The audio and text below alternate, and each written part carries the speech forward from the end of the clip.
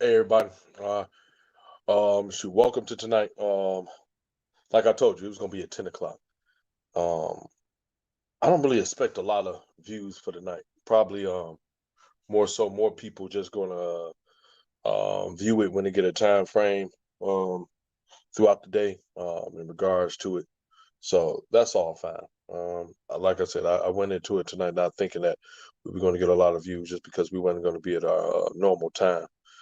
Like I said, I didn't want to be before y'all long. I feel like I've done enough talking throughout this day, just on my personal page, more so than anything, to satisfy anything that has really been going on. It's been such a really a turning type of 24 hours. This has been really um interesting to the point that I have been trying to figure out um what exactly we was going to say tonight, depending upon the guests that we have and everything of that nature. So I would just put it like this, and this is how I'm gonna end it for the night with unfiltered, as I stated, because I don't want to be on here a long period of time.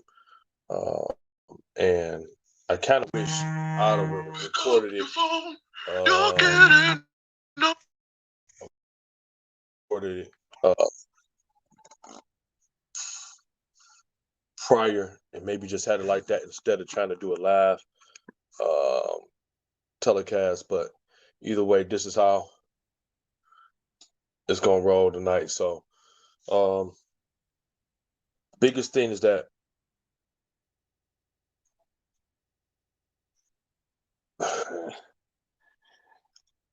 I don't know what else to say.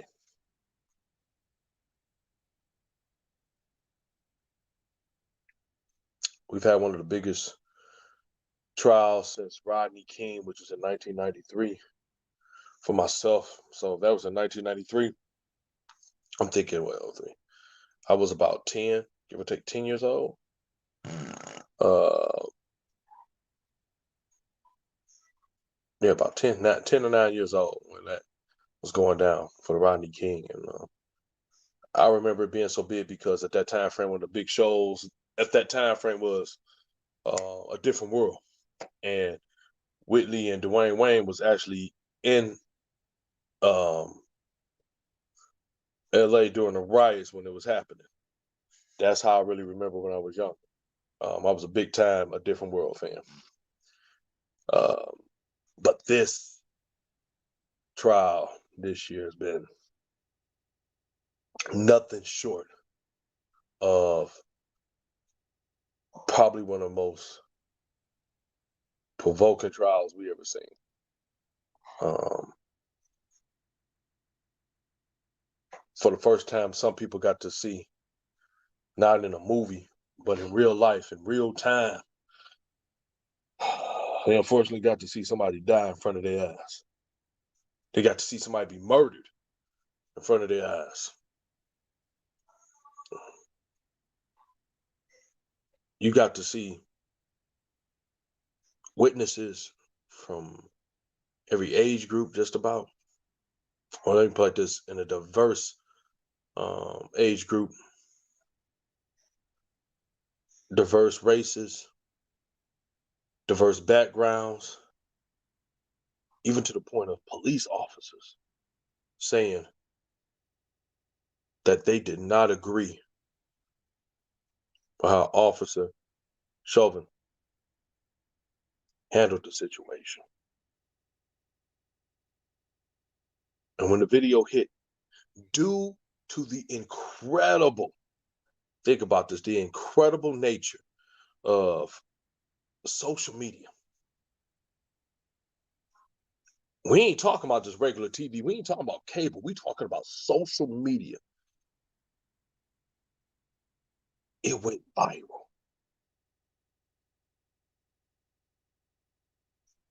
That means people in China, people in Russia, from parts of the world we couldn't even imagine, got a chance to see this man be murdered when you think about it like that, make you, it's almost like something that it came out of Hollywood. That's how good that script is. It's like it just came out of Hollywood. And unfortunately, just like most of Hollywood for a long time, the black man didn't make it out of that.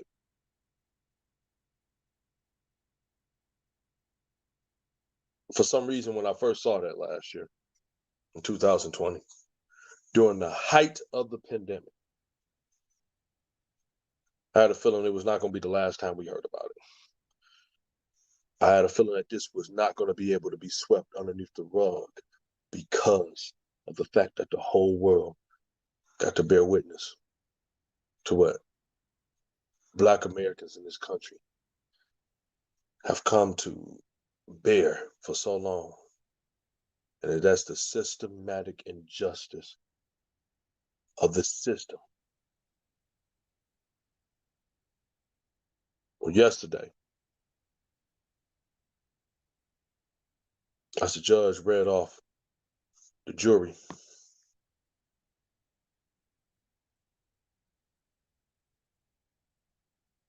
and read off every single charge and every single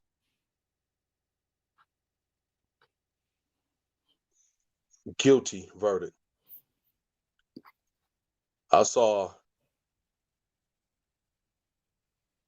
something that I'm gonna be honest with you, I don't think I ever seen before. And before I continue, I just want to welcome a friend and an outstanding guest who is a fan favorite out there to everybody that's following.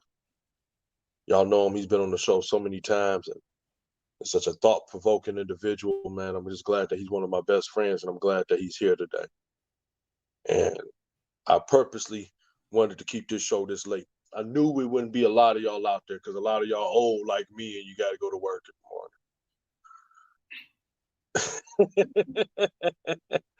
So a lot of them views gonna come later, but this is not about the views. The show never been about the views. It's about getting the truth out and thought-provoking conversation that we all should be talking about on topics that are meaningful and important to our lives, detrimental to our lives. So, I'm going to say welcome to one of my best friends, Mr. Minister Marcel Copeland, who's just coming from Wednesday night service. And I appreciate him because I know he got an early morning just like I got an early morning, and that's why we're not going to make this long. So I appreciate you, brother. No problem. Thank you for having me. But as I was saying, it was just yesterday. It was a complete shock to me.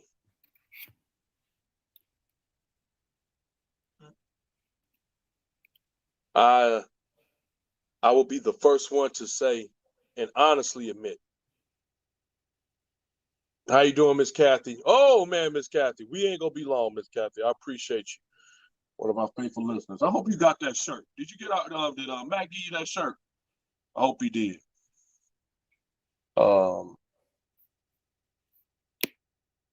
It was just incredible, man. And I, like I said, I don't want to take up a lot of your time, and I appreciate it. And to every one of y'all out there that join the watch to listen, I know a lot of y'all gonna look at it tomorrow, due to the lateness of the hour. But in saying all of that, Sale, did you think, honestly, because I know me and you have been serving in this community, man, wow, dang, what, 2005? Wow. I think 2006, 2007 runner. It's been a while. Man, when you think about that, and we've seen a lot, man. We've worked hand in hand with the police department, with the Wayne County sheriffs, law enforcement. I'm gonna kick his butt, Miss Kathy. We gonna get you. We can get that shirt over there to you. Haven't heard back from Mac. It's a freaking shame. We gonna take care of that. I'm gonna kick his behind. I'm the big cousin, so I'm kicking his behind. What did you think that it was? Honestly, I thought maybe one count. I thought maybe one charge was going to come back guilty, but I really felt a repeat of 1993 Rodney King. That's what it felt like to me. Even with all the evidence, which it was overwhelming, you would think this was a prosecutor's paradise. Not only do you got video from every angle possible, but all the witnesses, all the testimony, you would think this was a slam dunk. But even with it being you think it being a slam dunk, wow, I still thought that he might got a chance to get off with it. I said maybe one count. I really thought it was going to be the second degree unintentional. That's what I thought he was going to get guilty on. I did not think he was going to get guilty on third degree murder, and I didn't think he was going to get on the other charge. But lo and behold, he did it. I mean, what was your opinion? What you felt about that, sir? You know, I didn't think it was going to be so open and shut because just given the history of this country, I was holding out that the right decision was made, and I feel the right decision was made. But also, we talk about the evidence being there, but the one thing that we don't oftentimes realize is if you ain't never been summoned to jury duty and been on one of those long cases, it's like the defense will always doctor up. Well, I won't say doctor up, but they'll paint a vivid picture in your mind, and they'll take that same evidence and they'll work on you for about 2 or 3 hours to persuade you. And so my whole mindset was, I hope this jury, and I know it was a diverse jury, but I hope this jury don't go in with any pre-biases that they pick the right people. Absolutely. Because it was playing on that racism. They wanted to play that racism card. They wanted to play the drug addict card. They wanted to take the video, and I'm pretty sure they took that video and they chopped it up and they tried to make it look like something else, just to persuade people's perception, But I was surprised that all charges was guilty because I was preparing for anarchy, and I think every major city in America is preparing for anarchy, yesterday. So, yeah. Yep. You saw it everywhere. You was right about that. Even the NBA was ready to say, hey, we ain't gonna play no more games. Yeah. If it come out like this. You had many places saying, no. And like you said, this country loves playing off racism. Racism is the biggest moneymaker in the United States. It's always been, always have been. Gets big money in racism and segregation. Redlining and everything of that nature. So, like you said, when we saw the jury itself, and I put this on my page too, and I'm reading it right now. I said that it's a jury of 7 women, 5 men. You have 6 of them identifying as white, 4 identifying as black, 2 identifying as biracial or mixed, as they said on there. And then the 2 alternates were 2 white women.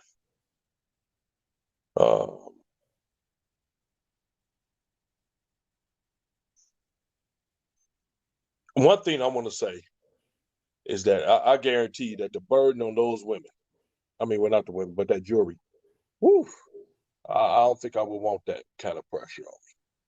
Because I think that, and I've been saying it all day and since yesterday, is about we got to realize and understand how to take away, like you just said, no better, bro, is that you can't go into it with biases. If you're going in there with biases, then the process is a broken process. It's a cheated process, first of all, for a long time, where if you say, I want you to be voted by a jury of your peers. But if your peers hate you and ain't never met you, and they got biases towards you, because you got people that might have been hurt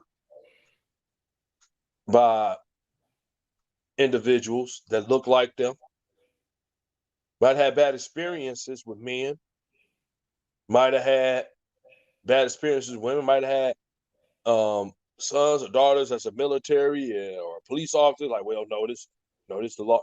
That's bias. You have to go into it doing one thing, and that's you judge based on actions and the evidence. And as the rule of thumb says, as they've quoted so many times, beyond a reasonable doubt. That's a phrase that a lot of people, I just don't think, completely understand. Meaning that if you have a doubt that it could possibly not be true or be true, therefore you say, okay, it's a reasonable doubt. We got to get up out of it. So, I mean, like, shout out to the jury, who had the task of being a part of one of the most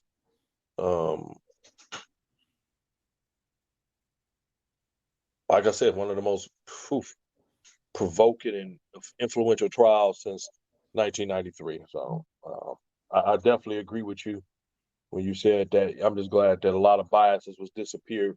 What do you think about when people say that it was kind of, this was the, hey, you the sacrificial lamb. Even though you were guilty, you got to go down for this. You the sacrificial lamb. You will be the example setter for now on for cases in this country. When it comes to police officers, they are always going to look back to Chauvin as the sacrificial lamb who began the ball rolling for cop and police accountability. What you think about that, Sil? Well, I think a lot of things have to happen first. This was a major win on the national stage for all of us. But it remains to be seen, unfortunately, how that's going to play in the future, because you have to remember that this country is still very much divided. We just came off of 2 months ago of almost a civil war over votes. And so the ideology of, blue lives matter, stand with blue no matter what, is still there. I have people who I love dearly, and associates on my friends list who I keep close to me, because I know that they're that mindset, and I just like to hear what they have to say. And they're like Caucasian suburbanites, and they say stuff, like, law and order, we got to maintain law and peace. And then they all kind of follow the same line. It's almost like they have some sort of corporate line that they all follow. Even after this case, they said, well, let peace be maintained. In other words, let's keep these Negroes in check, But really, I think that we have to have a more robust discussion about police reform.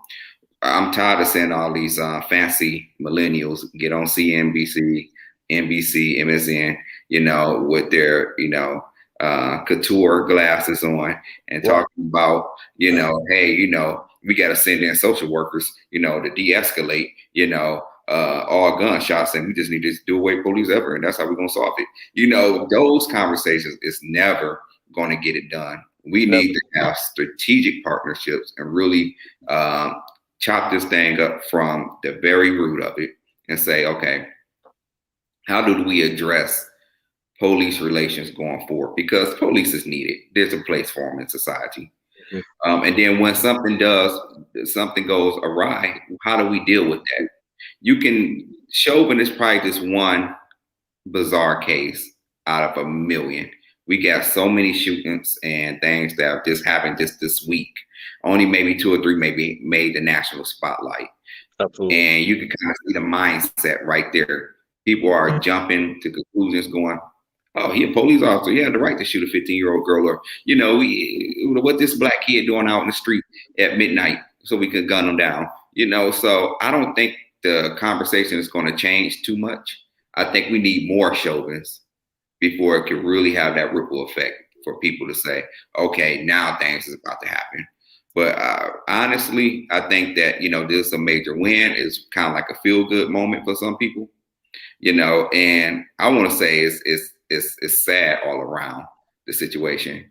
But, I understand a lot of people celebrate this win and what it means. Because like you said, it's like a watershed moment. It's our Rodney King moment for our generation, that moment where the world kind of stood still, with, bated breath of what's going to be the verdict. But I honestly, to answer your question, I honestly don't think that he's going to be the example.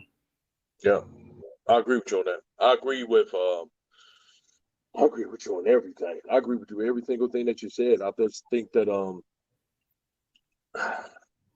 the problems is, and me and you both know, and we've seen it so many times, and I've told people that can't be too far right, and you can't be too far left, and that's the issue. The issue is that most of the people that make it's a saying that I want to make sure I'm saying it right. The squeaky wheel gets the grease or something like that. I forgot the saying and how it go, but what it means is that the squeaky wheel is making the most noise. Mm-hmm.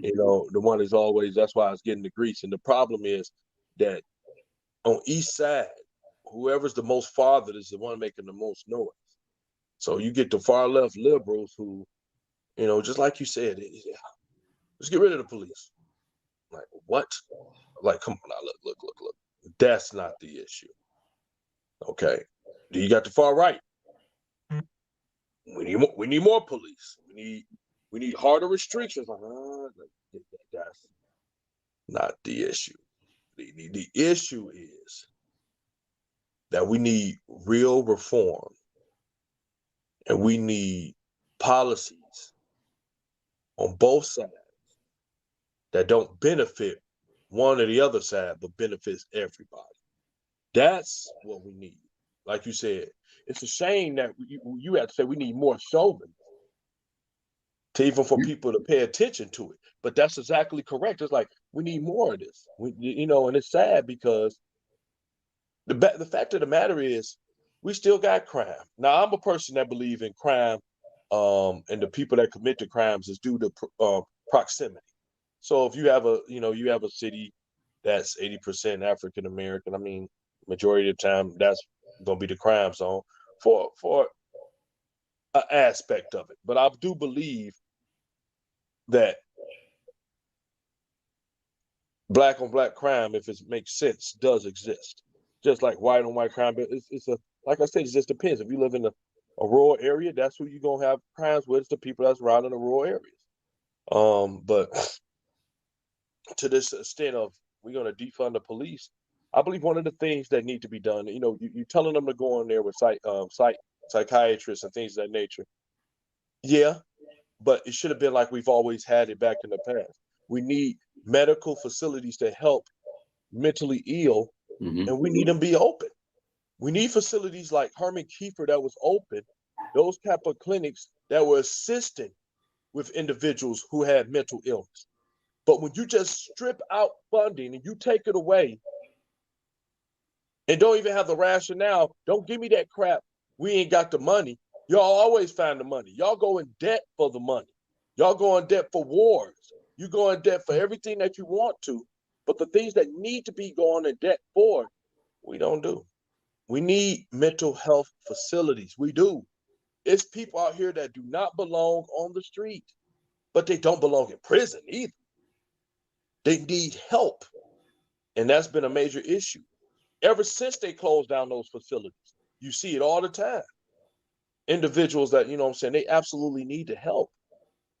Just like, what was that? I remember we were talking about Oregon. Oregon, who now has said that, man, we're not going to keep throwing people in jail because they're drug users. They need help. The difference now is that they're saying everybody. There used to be an exclusive just for European Americans to have that luxury of getting the help. Now they're saying, oh, everybody needs to get it, which it should have been the first place. No one that's addicted to cocaine and crack and heroin should be in jail for 30 years of their life because they're abusers. Get out of here. No, that's incredible. No. So back, like I said, going back to everything that's going on, the George Floyd effect. Why do you think it was so impactful? Why do you think that this particular situation seemed to grasp the world in the palm of his hands, almost like, it seemed like it almost grabs the world, the side of the head of the world, and made them just be like, bam, look, this is what's going on over here. Why do you think that effect was so incredible? Because it really was. It's not been a trial that has affected, and I mean everything. I mean, you think back on every major trial, O.J. Simpson, Rodney King, everything that made headlines, Michael Jackson even. This trial really grabbed hold of the world and a lot of people in this country. What made it so different, Sal? What made this so particularly different? I think for this particular case, it was the vivid living color of a person breathing their last breath, and it wasn't over with in like a couple of seconds. There was no, what was the alternative angle? There was no concept of, well, what did he do? There was no concept of what happened 5 minutes before the video started rolling. All those things were irrelevant because this man literally laid helpless on the ground for 9 minutes. And regardless of, what crime he may or may not have committed leading up to it, right there in video, the pure audacious, just audacity of a man to sit there with his knee on another man's neck, while other grown people are like, man, get up off of him. People trying to provoke him, to get up off of him. Other officers can't get him up off of him. And so I think this was in a time of viral video where the world said, you know what, this is absolutely ridiculous. Like there was no way to look at that and not be affected. I don't think the strongest man on the planet could have watched that whole 9-minute video and not had a little tear in his eye. Yep, absolutely, man. And absolutely. So that was the major factor. It was at this point we empathize with another human being on all sides. And I think that was the catalyst of it. Like this is what's really going on out in the streets. Maybe these black people were right all the time, all along. Maybe they really are out there killing them, executing them. And, we didn't have, until the last 15, 20 years, video. We didn't have, our Rodney Kings and our Malice Greens and all these scenarios where it was as vivid, for us. We seen some video, but it goes back to that reasonable doubt. Well, why that black man put himself in that situation. Yeah, that's a world famous phrase, right? Yeah. And it's so incredible. Like you said, this video was so intense because not only did you have the video that was recorded by that brave young lady, and I really, in this case, normally I get upset when I see people film instead of help. But in an incredible way that she probably created such an impactful recording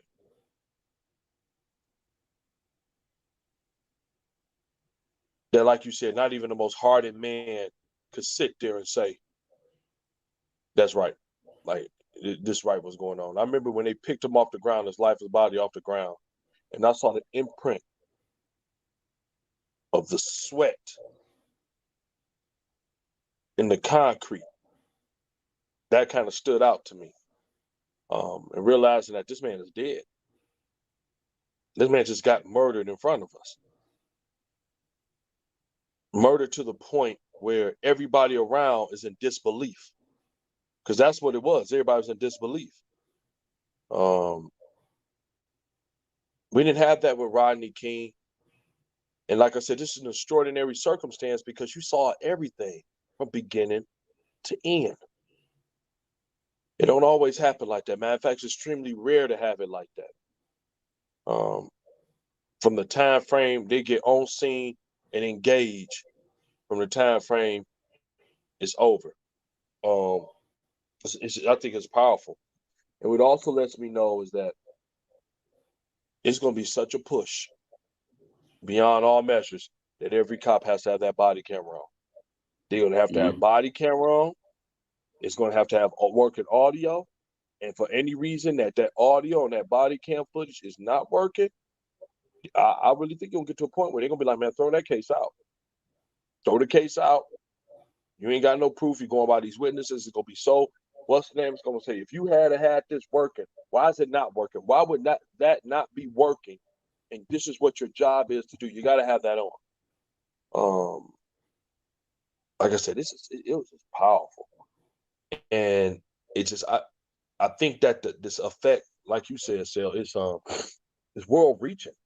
It's world reaching, and it caught up with the world so much because they're like, wow, I've never seen that happen anywhere.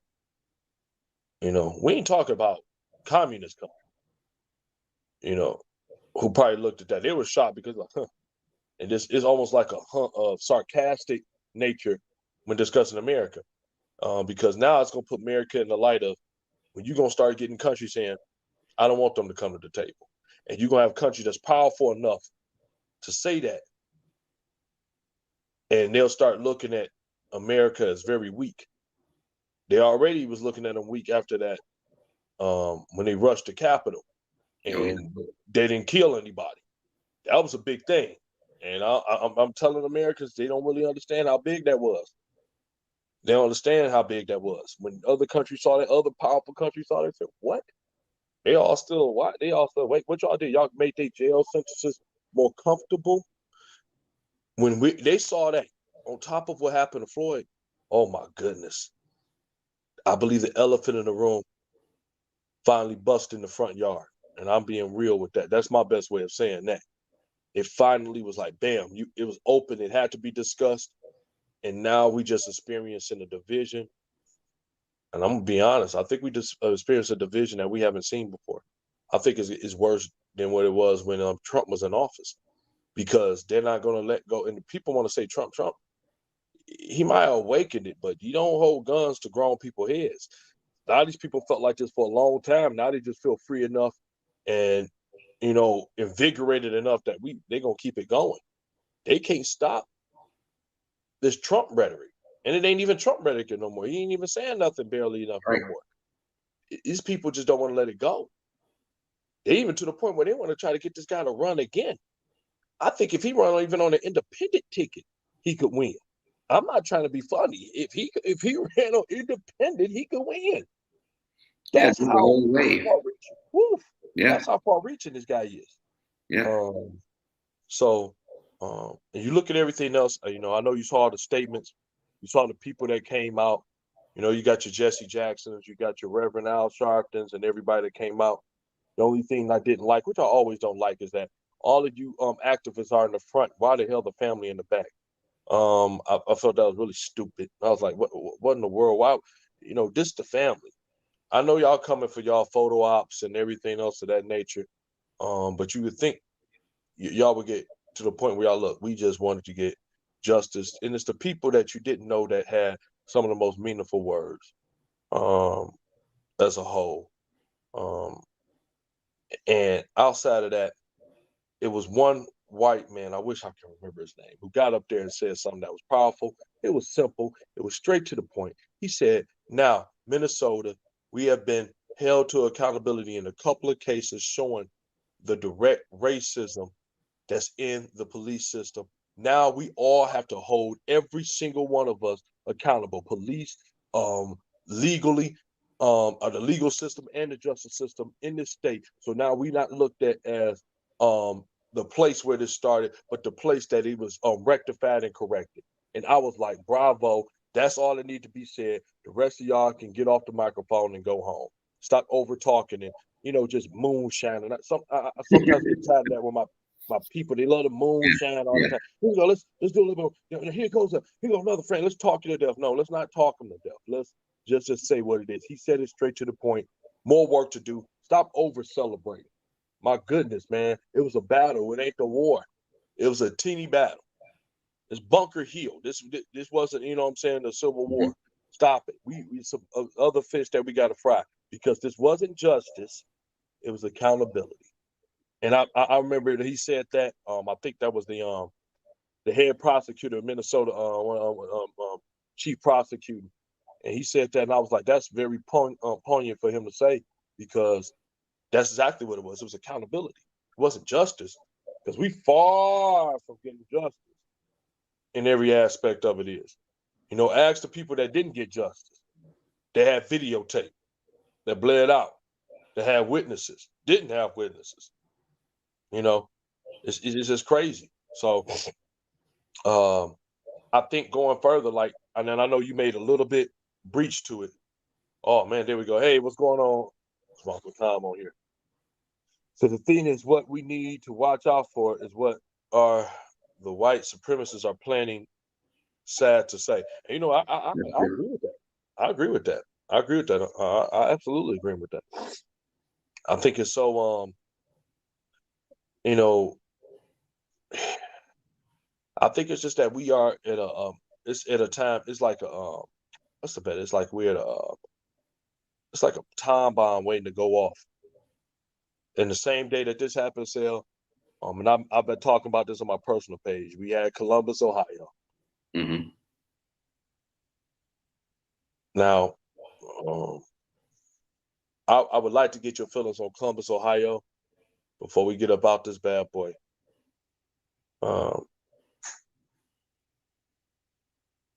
What do you feel? First of all, were you able to watch any of the body cam footage and things of that? I was able to watch a snippet of the body cam footage of the young lady. And I read an article as I was on my way out, detailing the events surrounding this whole thing. And so, as usual, the first couple of hours was jumping to the conclusion. Everybody wanted to go to war, against the officer. Then reading the stories, and if things came to light, I see it was a little bit more complicated than what was reported. And so it's going to be interesting to see who drives the narrative, and the narrative is going to win on this one, unfortunately. But I did see the part of the video, and I see a young lady launching towards another young lady with the knife, and then hearing the additional gunshots. Now, it's kind of difficult to say, because if you put an officer in any situation where they have to fire their firearm for any reason, they're gonna take that shot 9 times out of 10. Now, people are talking about, why they didn't shoot for the leg, why they didn't shoot for the arm. Well, I don't know if that's really part of their training and what they're going to do. Especially in the heat of a moment. You see someone about to launch for another person, they're gonna take that shot 9 times out of 10. Now, should it have been done? Should it have been handled differently? I think there's going to be an accountability issue from multiple sources, from those girls who were fighting, all the way down to those who fielded the phone calls, all the way down to the police officer.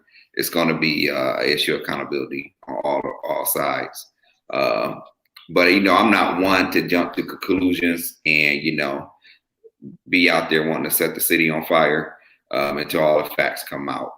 So my whole opinion on it is, I think it's just tragic and senseless. And I'm not a sympathizer with police. I'm not one of those people that say, well, she deserved it, anything like that. So I want to get that out the way, because we have a tendency as a people sometimes, and I'm not going to put all of us in this bag, but we have some of our fake woke people who need to sometimes go back to sleep, who will rise up in these moments and say, that classic line, imagine if it was your son, or imagine it was me. I could walk down the street and get shot any day. Those conversations don't help in this situation. It just doesn't help. But I think, there's going to be increased scrutiny on that officer. And, but the long and short of it is, we got somebody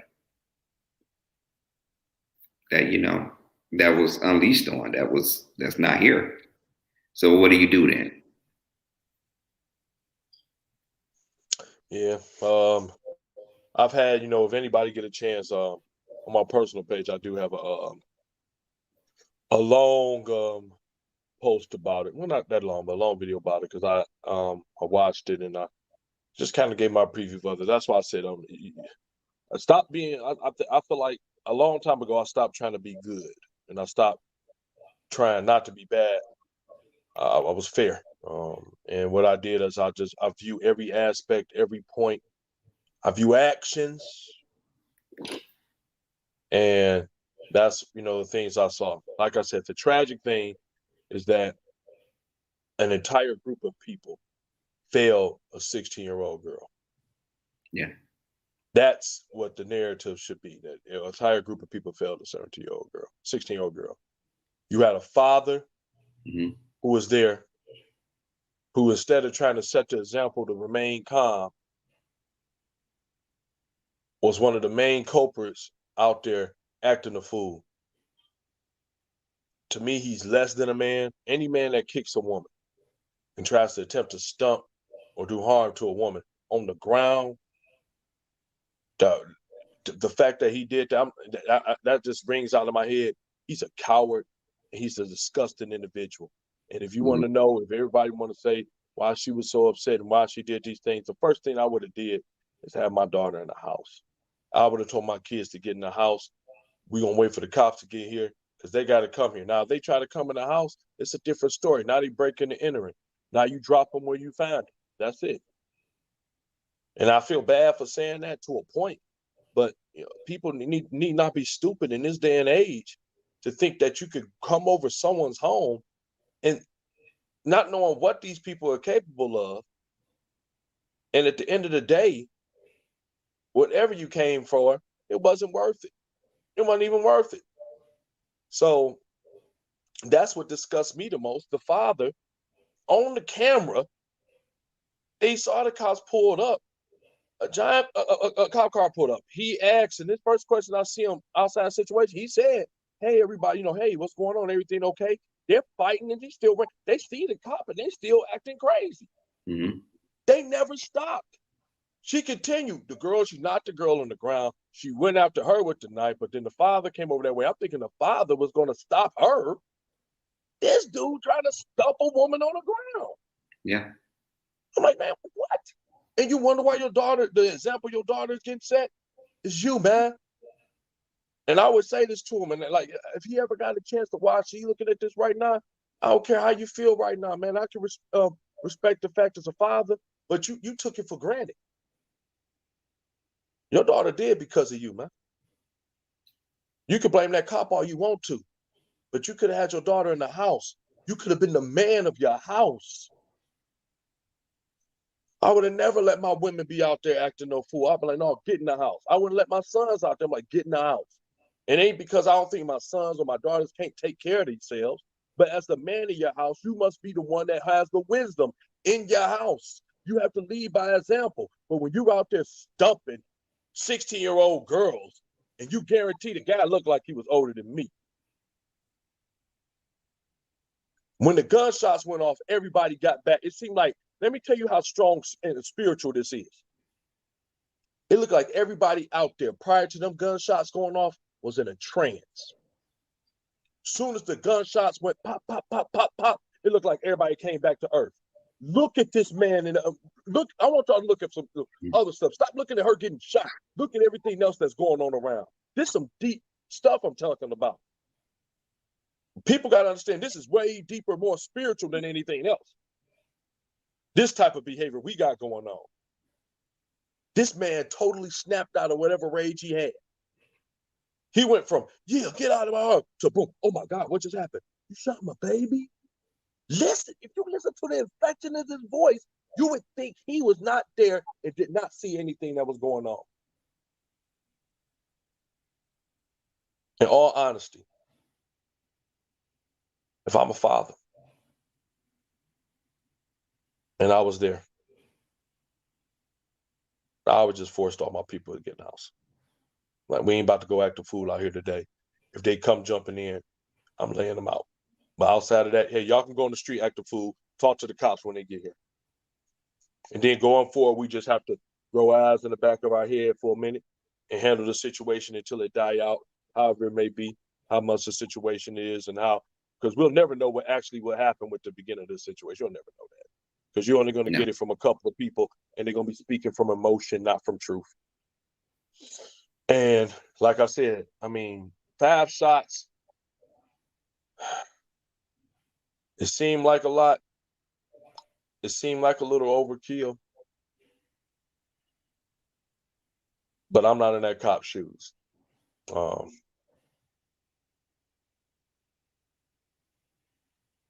I know you had 2 grown men there. One grown man that kept yelling out, "I seen the whole thing. I seen the whole thing." I'm like, then why did your grown behind stay over there looking and didn't come over there and stop the fight? Why would you even have to allow the police to come over there and y'all can't break up stuff in your own neighborhood, especially the women?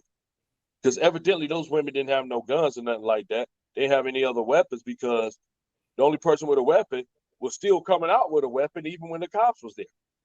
And people can say, I don't think it's a matter of fault because the man got there and he said, "Hey, stop, stop, stop. Hey, come on, put it down, put it down, put it down, put it down," over and over again. He had a split-second decision and he did what he thought was in the best interest. And I'm not gonna lie to you, I think he did what, man, I'm telling you, as a cop, I had to do it. I would look, I'm gonna put you down in some aspects of it.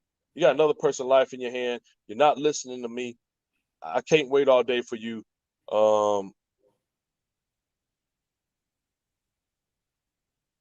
To decide. And, Uncle Tom, that's exactly what it is. Stupidity. You can't fix stupidity.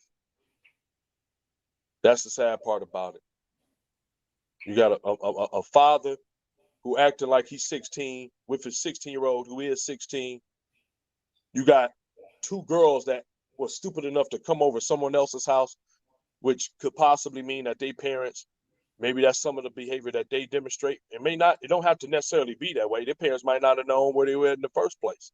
But the mere fact that y'all came over there, y'all don't know if you could have been dealing with a family that they would have came out there and just shot y'all on dot. Now we talk about a mass killing. You got 3 girls dead. You know what I mean? It's all stupidity all the way around. It's just crazy. All I gotta say in this terms, and then I know Sale, and then I'll let you go and stuff like that. But what I really got to say on this one is just that, and like I said before, is we have to be proactive, and this goes back to what I've been saying. I've said it over and over again. I've been saying it for years. I've said it in the days of trial, and every time I say it, people always got an excuse for why. No, no, no, no. We being victim. Okay, yes, we know all this good stuff, but when are we going to stop reacting and start being proactive and getting stuff together, coming up with concrete plans, working together to get it done?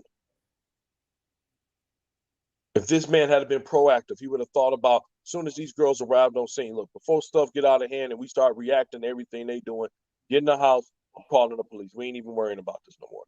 We're calling the police and this is what we're doing. Instead, you let them go ahead and engage in the activity. Instead, you allowed your daughter to go in there and get a knife. Because I didn't hear him one time say, "Why you got this knife? Why you doing this? Why are you trying to do this?" I see him engage with her like he a fucking Spice Girl or a fucking Powerpuff Girl fighting out there with him like he ain't got no damn sense. You're a grown man and you're fighting little girls. I don't care how fat they are. You out there fighting girls, man. Now you ain't even fighting girls. You waited till they got on the ground, back turned, and you tried to kick her in the back of the head and stomp her. In my book, that makes you a bitch. Point blank, period. And then they got another man on the other side who didn't even, all you doing was looking the whole time. Now you want to react because gunshots went off. I got news for y'all. That's called being reactionary. Y'all should have been proactive. There should have been no reason that you 2 grown men could not split up. All those women out there fighting. Because what it looked like to me, it looked like 3.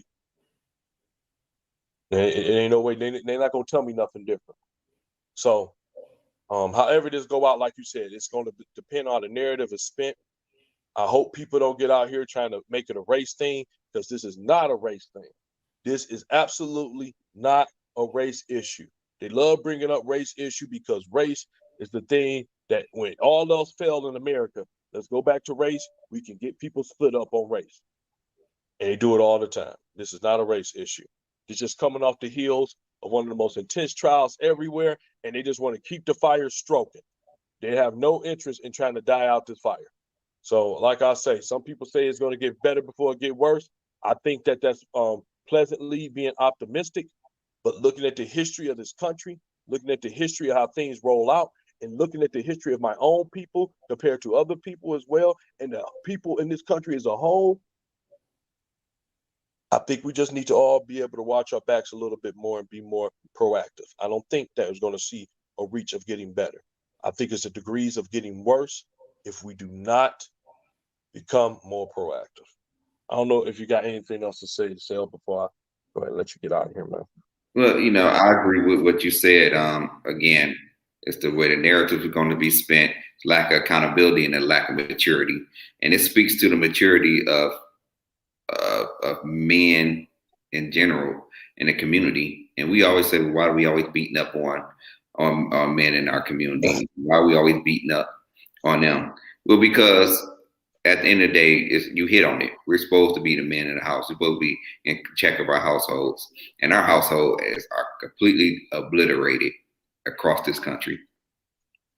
And there's a lack of maturity in men in general in our mindset. Now, not all men. You have good fathers such as yourself that are out here doing things in the community, bar none. But we need to get our house in order. We can't always be on the edge waiting on the next tragedy so that we can go out and march and sing a Negro spiritual and dance and then go back and retreat and everything all right. And then another person gets shot. I got, sing another Negro spiritual and write an opinion piece, and get my time to shine. Those days got to be over with, Randy. We got to get our own house in order as a people. As a people, racism is not unique to Black people. You go to Dearborn, it's divided down the line, east and west. All those countries don't like each other. Absolutely. They keep it in house. They ain't out in the street fighting each other. Yep. Keep it in house. There's multiple races, agents in their communities. They look at each other. You can see it. I don't like them. Where they from. Absolutely. They ain't fighting each other out in the streets. So we have to get out of this thing where we're always the victims and get our house in order. Some of this stuff can be prevented. Why is my kid out at 2 a.m.? Yes, this is the United States of America, but yes, you are a parent. They shouldn't have to put on a TV broadcast at 8 o'clock. You know what your kids are? They should be in the bed. So there's a lot of things that are systematically wrong with us that we have to get together. Now, am I saying that we're the catalyst or we're the problem for all Black people getting killed? Am I saying that we're the victims? We should be victimizing ourselves because of Black men and women being murdered in the street? No, I'm not saying that. I'm not saying that that just because they're being murdered in the street, that's all on us. I'm not saying that. I'm not putting the onus on us. But what I'm saying is there's some things that we need to do as people and get ourselves together. And this is just one example of it. There's no reason why 2 grown Black men should have been out there. One trying to fight with kids and the other one just sitting back watching. Absolutely. There's no excuse for that. No and excuse. The bad thing is this is going to be fuel for the fire for those who are extremely conservative to say, you see, right. You see those monkeys out there, see those animals out there. Yep, that's you cool. Man, you just said it, Phil. Just said it. You just said it. The day right out, and it's right after coming off this Chauvin trial. He said, "See, well, he just convicted this police officer, but this is why we need police. Look how they out there acting." And it's unfortunate. And like you said, just to cap on that before we get it, because we're closing into that mark. I said one of the things I said on my personal page too. I said you're going to see cops deliberately taking longer to get to scene of crimes, and you know what? And it's going because they're trying to save their own behinds. They're like, look, man, I don't want to be the next anybody. I don't want none of my effort to be misinterpreted. I don't want to be involved in it. If you feel like y'all can police yourselves, have at it. See how the anarchy rolls out. And I think that's a lot of attitudes. A lot of good cops are stuck in the middle. And like I said, it's not about good or bad cops, because you can have a good cop that has an exceptional record, ain't never done nothing. But one day, one bad mistake, boom. That's why I say we don't judge a good cop or a bad cop, or a good person or a bad person. Forget that. That's all contrary. We judge right and wrong. That's it. The actions, are they right or they wrong? That's why we should do it. And like you said, when you look at it, people are, this is what they gonna say, cops, like, this is what we got to deal with. We go put our lives on the line, and all of a sudden every cop not like Chauvin, every cop not like this, and that's true. You ain't got, every cop is not like Chauvin. And I'm a stern believer in that, and I'm someone who bear witness to that. We've worked with some really outstanding officers who cared about the same community, because they not only did they live in it, their kids lived it, their families lived in it, and they realized the value of it. So they did want to change. I've worked with cops that it's been guys who they pulled guys over who didn't have no license, no registration, nothing. They told them, look, man, get this car the hell out of here. Get your license, registration. Get this off the street. They didn't take them to jail. They tried to come to break, because a lot of them understand the downfalls of that. Some of them got to choose to afford between rent and paying, you know what I'm saying, $500 to $600 for insurance a month. They got bigger fish to fry than that.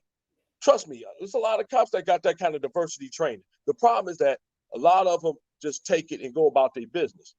It's those majority that don't do it and don't follow up with it.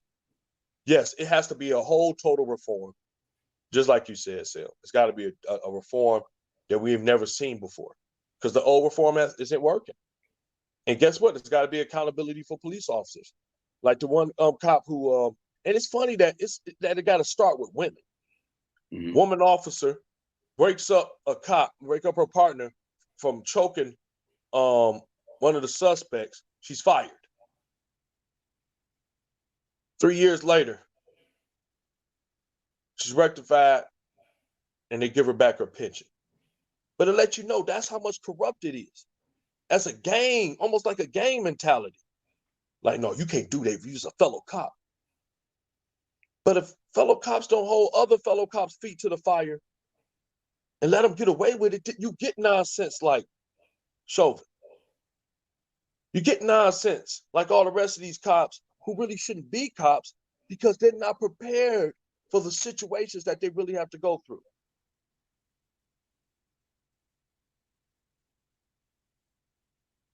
Absolutely, I agree. And the problem is, these people are so embedded into these law enforcement systems that you don't really know who is who until some of these issues arise. Yep. And I know Tom just said it right here. Tom just said it right here. He said some of them you make to be an asshole by the way you interact with them. See, yeah, it's all about a lot of come on now, we got to be honest with that, man. And don't get me wrong, like I said, and like you said, it's just we it's got to be a whole diverse training. It really does, because some really good cops out here, and there's some really good people out here. And to be honest, is that all the ignorant folks on both sides just seem to get all the attention. They the ones that get all the attention. I'm tired of talking about Chauvin. Get this sentence over with, and let's be done with it. Let's get back to getting everyone else in order on both sides. And let's get some real things done, because we're extremely divided. Some of the incredibly undercover racist comments I've seen today and yesterday blew my mind. On my page from some people that I was like, wow, you are really undercover racist. Trying to hide. You're trying to hide, but you can see it creeping out. I'm like, wow, what made you say that?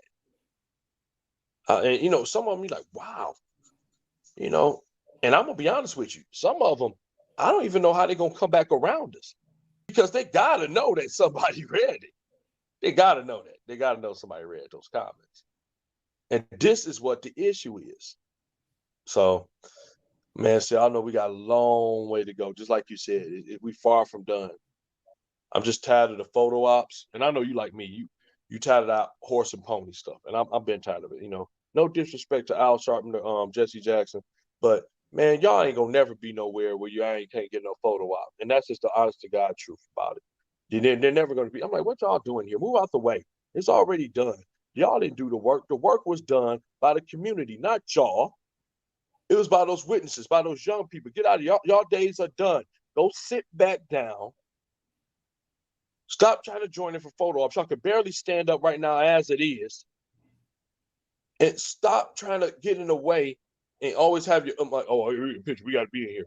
And y'all, the family got to come from the back while y'all standing in the front like y'all, oh yeah, we did it. We did the lawyer stuff in there. Just shut up. Move out the way. And I'm tired of that. So yeah, I'm tired of that. Like you said, I'm tired of bootlickers. All y'all do is come in there after everything is over with. Y'all fossils now. Y'all served y'all time. The day and age for black activism, for the so-called black superhero to come out. I don't care if you white, black, orange, purple. The day of superheroes are done. We don't need superheroes. We need people to do super things. And what I mean by that is that we need people to step out of their comfort zones, to step out of their fear, and stop thinking about race, religion, creed, sex, about thinking what's right and what's wrong. That's what we want. I don't care about nothing else. I don't care if you're gay. I don't care if you're white. I don't care if you're orange. I don't care if you're purple with polka dots with a tail growing out the crack of your behind. I don't care about if you know the difference between right and wrong, and you judge people by actions, and everything else don't matter. That's how it should be. And like I told y'all, I knew we wasn't gonna be long tonight, and I thank a lot of y'all for tuning in. And I don't know, like I said, I don't know if you got anything else to say before I'll go ahead and let them go. Again, I appreciate you, brother. I know that you it's 11 o'clock, and I know that you got an early day just like myself, and I appreciate you being a man of your word and coming through for me. So thank you so much, man. Oh, no problem. Thank you for having me. Just saying, stay vigilant. Unfortunately, the way things are in society, this won't be the last time an incident happens. But again, we need to start putting together a plan to address societal issues and not be reactionary, or else we always find ourselves behind. Waiting for the next event to happen. And by that point, it's already too late. And so everybody, start having these conversations and reach out to your law enforcement, reach out to, your groups, not radical groups, but to your congressmen, your senators, reach out to these people, start having these conversations, make some noise. Closed mouths ain't gonna ever get fed. So, you're going to have to make some noise and say something that, hey, there needs to be serious reforms, and have these conversations at home with your family. That's what Absolutely. Absolutely, my brother. Absolutely. Couldn't have said it better myself. And like you said, we got to start holding these congressmen and representatives and senators' feet to the fire, especially local government. Y'all got to get out of here. Stop. Presidential elections, not the only time that you're supposed to go vote and come out in record numbers. You should be coming out record numbers in your local elections, because these are the people that have a close-knit, intricate hand on the laws and things that go on your country. As you see, the federal government wants the states to have more control, period. They want to push it like, man, here, let the states have control of their people. What you do there, that's our business. I'm telling y'all, this is a deep aspect that we have to get a hold of, that we need to go ahead and hold their feet to the fire. So Detroiters, Michiganders, let's get it together, okay? Let's stop trying to be so argumentative over issues that are opinions, and let's get ready to things that should be actual rights. It shouldn't be an opinion that everybody should have equal rights across the board. That shouldn't be an opinion. That should be a factual detail. That's what's going on. Like I said, let's not wait for the next event. Let's be proactive and getting together, getting to the table, and coming up with real life solutions. And guess what? Your idea may not be picked, and their idea may be not be picked. But what we're trying to do is get to the table and have a compromise that benefits everybody. Number one. So until we do that, like you said, we're going to experience more of the same. Floyd was a great step in terms of getting someone who was accountable for what he did to face up to his accountability. But guess what? Everybody in America needs to be faced up to their accountability. No matter if you're a police officer, no matter if you no matter if you're the police officer that shot the gun, no matter if you the father that was out there that could have stopped it from jump, and no matter if you was the parents of the girls or the parents of anybody else that could have told them, get your behind in the house and stop trying to be best friends with your kids. It's time for y'all to be parents. Just because you was young when you had them don't mean you gotta be young-minded when you're raising them. You need to do better. Kids out here, kids ain't asked to be born in this world. We need to do this, man. There's too many young people funerals. We're making it too cool to die at 18. It ain't nothing cool about dying at 18 in a nice Burberry shirt, in a $1,000 shirt, in $1,000 pants, and a $20,000 casket that you're never gonna see but one time because it's all going in the ground. There's nothing cool about that. We need to grow up. This is ridiculous. Stop trying to be your kid's best friend. That's not the goal. Back in the day, Uncle Tom, you just said it. I would never want to sit there and drink with my mom, get drunk with my mom and my dad, or smoke weed with my mom and my dad. These ain't your friends. These are kids. It should be a level of respect. And the problem that is really that's really making it clear is that when kids don't have respect for the people they should have the most respect for in their lives, like their parents and other figures, who in the world you think they're going to have respect for? It's a trickle-down effect. If we ain't got to do it at home, what you make you think I got to do it with you? That's the mentality. And we got to start at home. Everything is starting at home. And that's real talk. So, man, for everybody tonight, again, to one of my best friends, man, Minister Marcel, man, I appreciate you being here, man. To everybody that tuned in tonight, Uncle Tom, man, this is the first. I know you've been on here maybe sparingly a couple of times, but I got to get you on the show itself because he's another wise man that I would love to have on here. I'm gonna get your schedule so I can get you on the show too, Uncle Tom. I appreciate you commenting tonight. Kathy, always appreciate you, and anybody else that was just out there watching and paying attention, we appreciate you. Thank you so much. Next week, again, we'll go back to our regular time on Unfiltered, which is 7:00 p.m. Like I said, a lot of you ones I know that y'all got to go to work. It's 11 now. I told y'all we wouldn't be long. Thank y'all so much. And again, echoing the words of Marcel tonight, man, that families, man, males and families is becoming a disaster. It's being eradicated. It's being strategically planned. And just because it's strategic don't mean that we have to go along with the strategy. If anybody that saw this video tonight with the young lady, 16-year-old Caleb Bryant, if anything, let that bring you to a tear to make you want to get closer to your kids and provide them the best life possible. I ain't talking about a pair of Jordans or having them look like they living a good life, actually having a good life, blessed in wisdom, blessed in the actions that you do to give a good example so that way they can be good, productive citizens, so they can learn how to handle themselves, so they don't have to be considered as animals and unrational because all they're doing is following our example. So to everybody tonight, thank you. Love y'all. Be safe. Sale, thank you. Sale, thank you again for coming on this bad boy tonight.